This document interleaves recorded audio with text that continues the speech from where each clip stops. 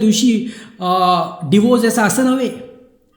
त्याच्या अगोदर तुम्हाला जे आहे ते देवाकडे जाणं आवश्यक आहे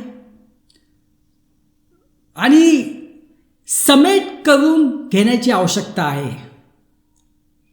क्षमा करण्याची किंवा मागण्याची आवश्यकता आहे. या गोष्टीकडे जाणं खूप आवश्यक आहे, कारण डिवोर्स हा शेवटचा उपाय आहे.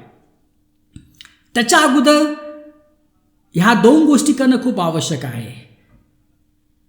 समजा तुमचा पती किंवा पत्नी जर तुमच्याशी क्षमा मागतीये, समेट करण्यासाठी तयार आहे, तर तुम्ही क्षमा करणं खूप आवश्यक आहे आणि जीवनात पुढे जाणं खूप आवश्यक आहे.